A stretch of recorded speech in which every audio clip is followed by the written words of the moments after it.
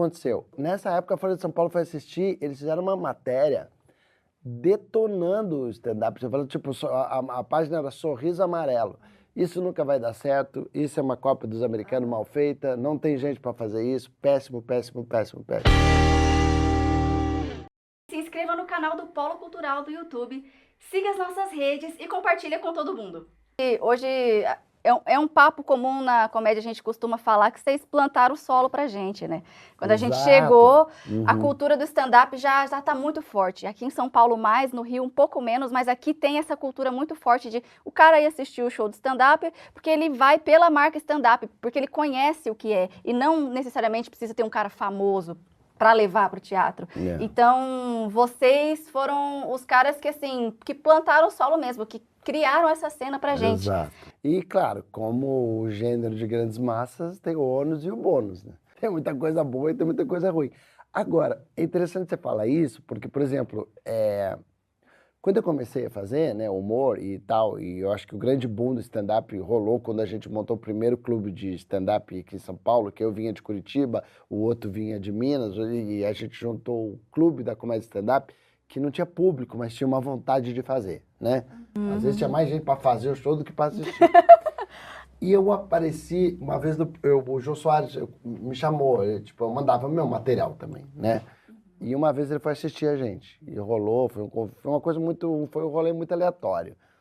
O Rodrigo Lombardi, ator da Globo, namorava com a Marcela Leal. Ah, é? Não sabia. Ele era marido dela. Caramba! Não namorava, ele era marido da Marcela Leal. O Rodrigo Lombardi era o Rodrigo Lombardi, não era o ator da Globo. Ninguém sabia que era o Rodrigo Lombardi. Ele era um amigo nosso. Ator, grande, talentosíssimo. Já estava começando a fazer umas novelas no SBT, Marisol. Pra quem não sabe, o Rodrigo Lombardi é o Rage do Caminho das Índias. É um grande ator. É o galanzão. Galã da Globo. Só que o Rodrigo estava começando uma peça com o Jô Soares. E o Rodrigo levou o Jô para assistir a gente. Tinha 40 pessoas na plateia. E o Jô. E o Jô. E ali todo mundo nervoso. Rafinha Bastos, o Oscar Filho, a Marcela. Nossa, o Jô tá na plateia. Tá. E como eu já tinha mandado muito meu material de stand-up para ele, tal, acho que rolou da produção falar, e ele, eu acho que eu vi esse menino e tal. E rolou essa coisa, menino. Menino é ótimo. Menino, Mas já tava, né, ali eu já tava fazendo stand-up mesmo. Aí rolou minha entrevista no Jô. Olha a coincidência.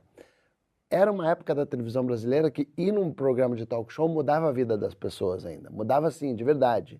De tua agenda bombar, assim, saca? Então, ir no Faustão e ir no Jô, nas épocas que eu fui, era muito, muito pesado. E ainda teve uma coisa que amplificou esse momento, que foi o surgimento do YouTube.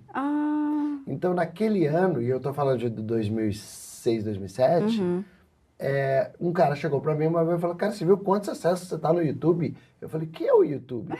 Eu não sabia o que era o YouTube. Esse é um momento tenso da vida do cara, que o cara tá nervoso, o cara tá ali tenso, e você espera o quê? O catu. Só que nessa hora o médico usa uma técnica que eu chamo de distraída de cu. O que ele faz? Não vem no catuco, não. Primeiro ele dá uma rodeadinha. E aí começa a falar com você. Como se não houvesse amanhã, entendeu? E o Brasileirão, hein? Quem que leva? Então, olha que doido. Cara, que bizarro. E a gente já estava vivendo isso. Tinha o Orkut, sabe? Então, era uma outra época.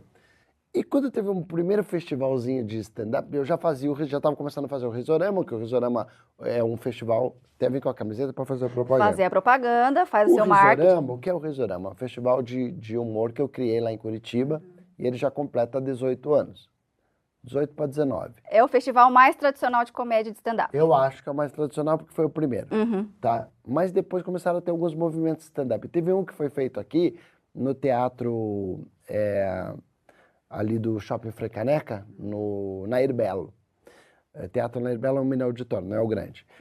E que teve vários comediantes aleatórios. Vinha o Fernando Caruso, do Rio, o Cláudio Torres, eu, a Marcela Leal, gente que já estava fazendo. E o Fábio Porchat, que era uma grande novidade, que nunca ninguém tinha ouvido falar do Fábio Porchat. Aliás, nessa época, eu fazia 3 sessões e o Porchat não fazia uma direito. E aí, o que aconteceu? Nessa época, a Folha de São Paulo foi assistir, eles fizeram uma matéria detonando o stand-up. Você falando, tipo, a página era Sorriso Amarelo. Isso nunca vai dar certo, isso é uma cópia dos americanos mal feita, não tem gente para fazer isso, péssimo, péssimo, péssimo, péssimo. E aí pegou super mal pra gente que fazia stand-up, e foi um momento que os atores morreram de rir, né? Porque eles torciam pro nosso fracasso. Todos os atores não gostavam da comédia stand-up. Por que a comédia stand-up trazia preconceito da classe teatral? Porque os produtores começaram a se voltar pro stand-up no sentido de fazer uma produção que para eles era barato, era só uma luz, um microfone e um cara fazendo.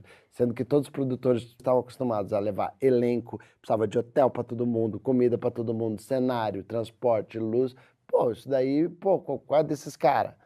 Os produtores começaram a falar, pô, vou produzir esse cara aqui que dá o mesmo de bilheteria com muito menos custo. E aí começou a criar uma briguinha entre classe teatral e stand-up, e deles dizendo, stand-up não é teatro. E aí, se você for ver uma peça de comédia, ela tem a piada também. Só que aquela piada numa peça, ela é mais pontual, né?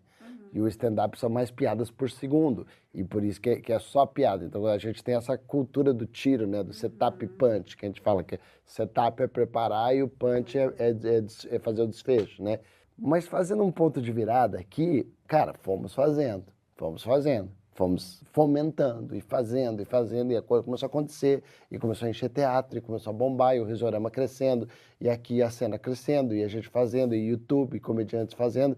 Depois veio o CQC, e caramba, tipo, coisa de 5 anos depois, eu fui capa da Ilustrada. Caramba. Mas assim, stand-up, gênero de grandes massas.